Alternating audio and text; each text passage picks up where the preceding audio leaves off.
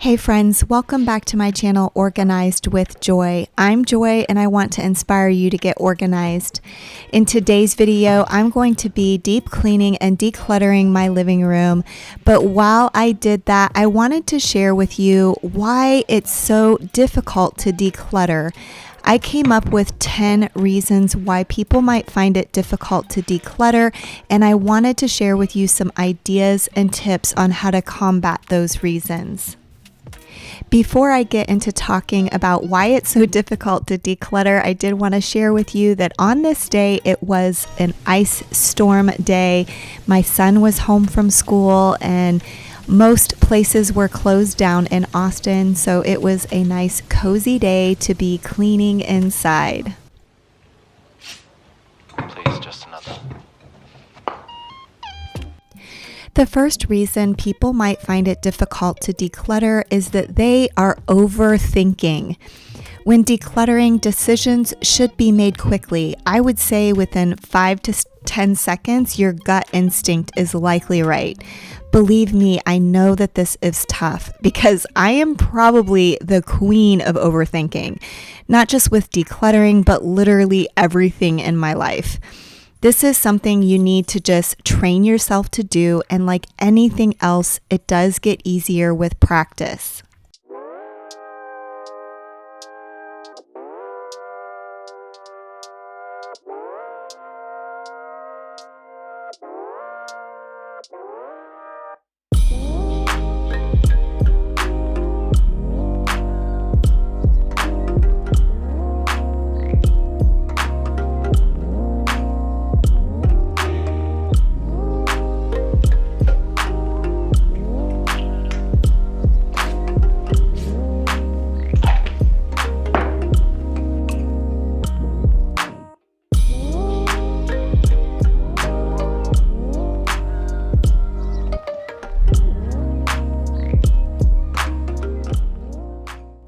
The second reason is because the item is sentimental.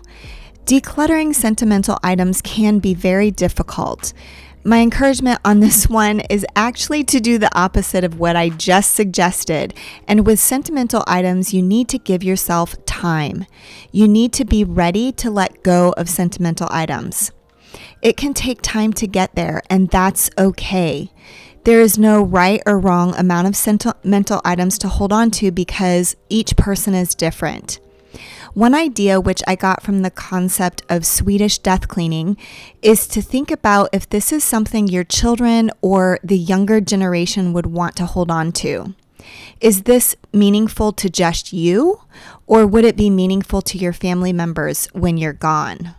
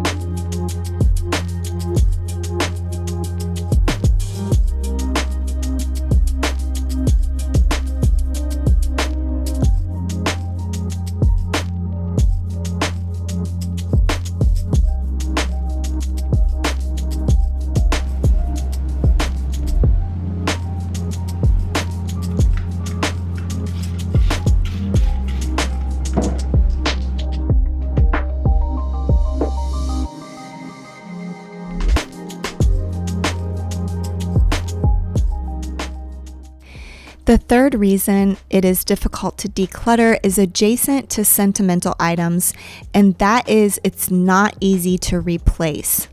It can be difficult to let go of sentimental items because they cannot be replaced, but there are other reasons why items might be difficult to replace. Perhaps it is vintage or no longer in production, so you can't just go out and get the same thing. Or perhaps you don't have the financial means to replace something readily. I'm definitely sympathetic to these reasons and recognize sometimes you need to be intentional about the decluttering process.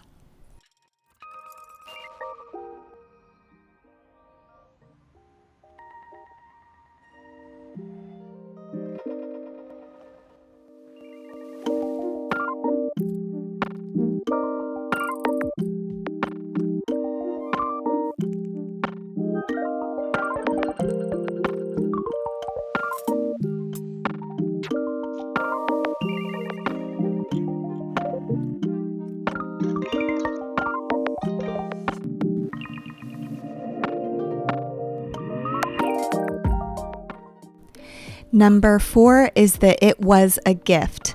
This one is tough, and I know I've talked about this on my channel before. My take on gifts is that once the giver gives you the gift, that item belongs to you and you have a right to do with it as you please. You can appreciate the gesture behind the gift being given to you, and perhaps you used it or it was meaningful to you for a period of time. However, I think it's silly to be expected to keep every gift you were ever given. If an item is no longer being used or loved, it makes more sense to pass it along to someone who could get value from it. I'm sure the gift giver would feel the same way and would not want the gift to just clutter up your space or cause you stress.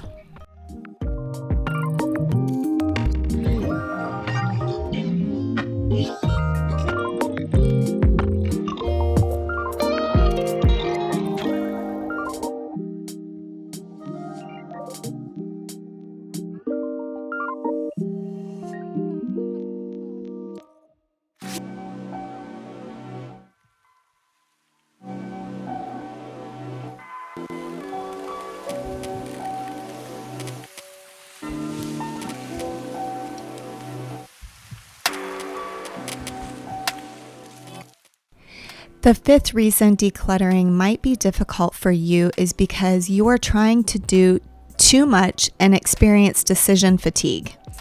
I recognize that there might be certain instances where you do need to go through a large amount of items in a short time. Perhaps you're going through a deceased loved one's home, you're moving, or there are some other time frames put on you. If this is not the case, don't feel like you need to declutter your entire home in one weekend, or even an entire room in one weekend. Know your limits on decision fatigue and come up with a plan based on that. I encourage people to set a timer or pick one space that is manageable, like one drawer, and then come back again at a later time. These things can help with preventing decision fatigue.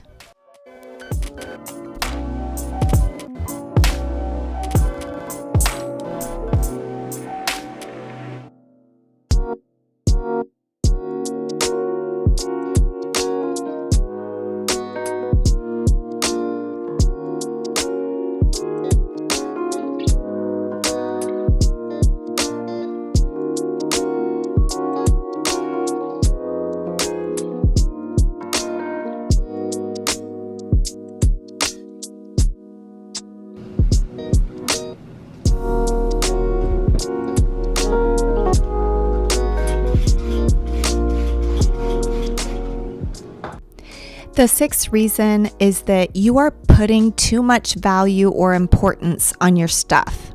This one was a tough one for me to face in my own life.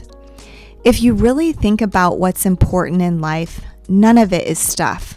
For me, the most important things are in the category of relationships or experiences. Most stuff can be replaced. If we have this perspective, decluttering becomes easier.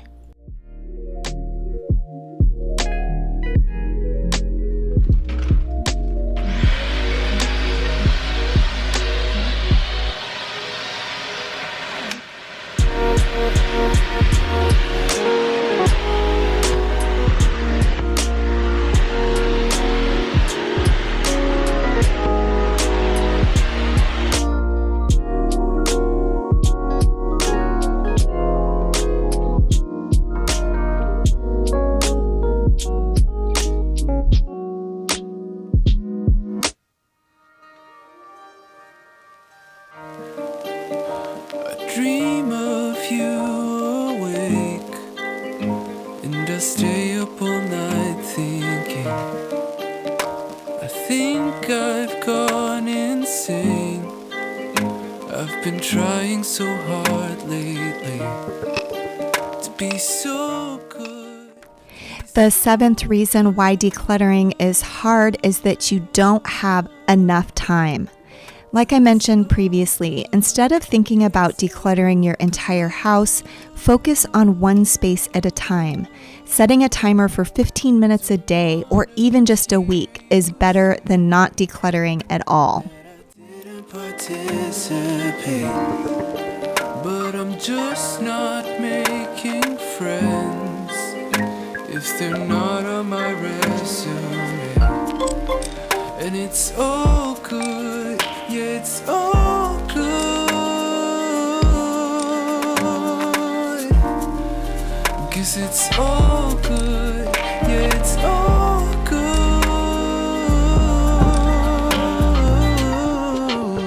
I still want you, I still want you,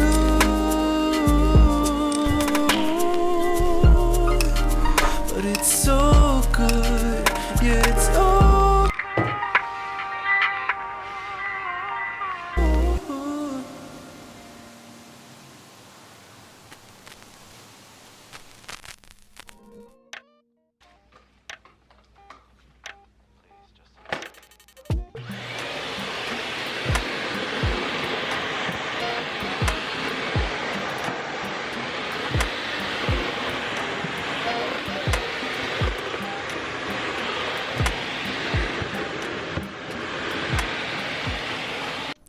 Number 8 is adjacent to number 7, and that is you feel overwhelmed. When you have a lot to declutter, it can be easy to feel overwhelmed. You don't know where to start. My advice is to just pick a place and start. I encourage people to start with an area of your home that gets the most traffic. When you see progress in a place where you are spending a lot of time, it can give you the motivation to keep going.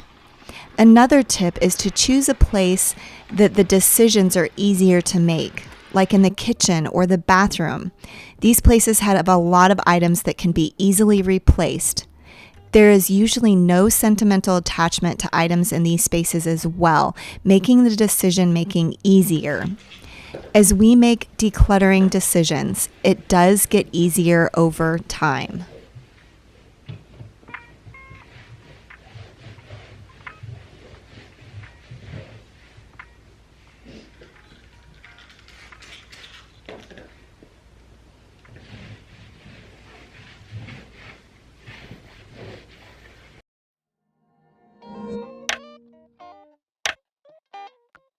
Please, just another.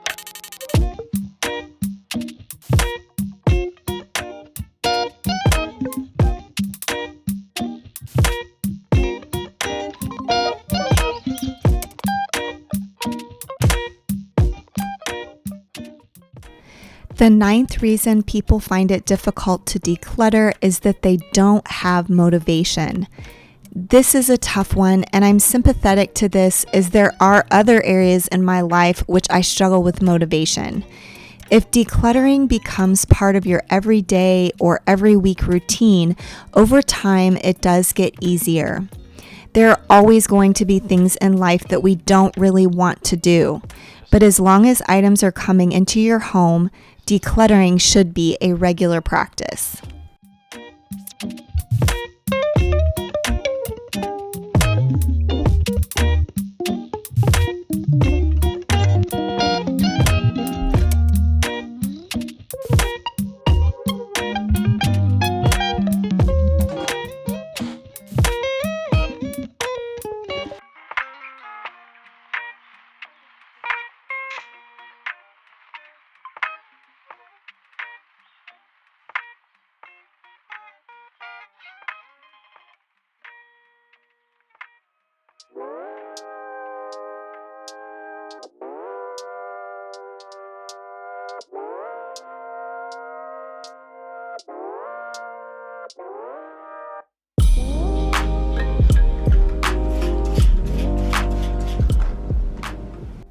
Lastly, number 10 is that it's not your stuff.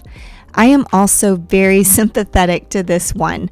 I have a husband and 3 kids, so I have had to learn to allow them to declutter their own items and to be patient and understanding when they keep things that I would get rid of. My best advice is just to be an example to them of letting go of your own items which no longer serve you. Over time, they will see the value in living with less. It is also an opportunity to grow as a person because everyone has a certain level of external chaos that they can handle. And if a family member is not bothered by their stuff, then we need to learn to live with it because the relationship is important to us.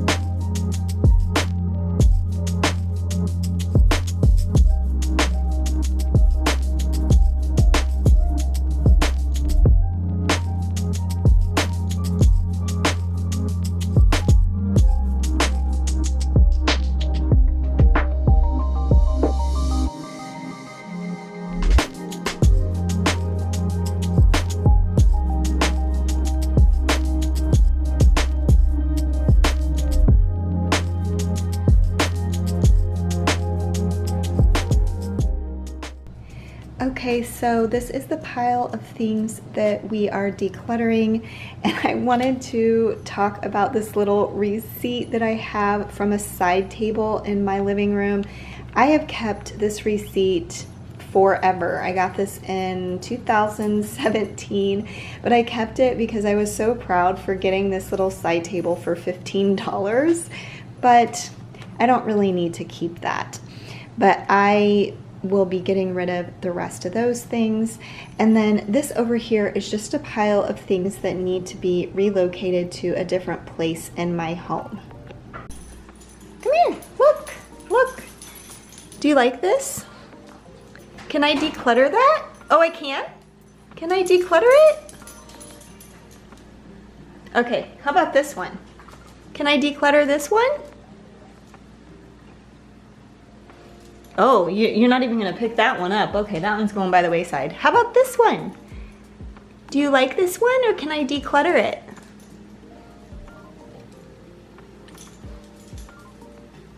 Well, that's all. You don't like any of them?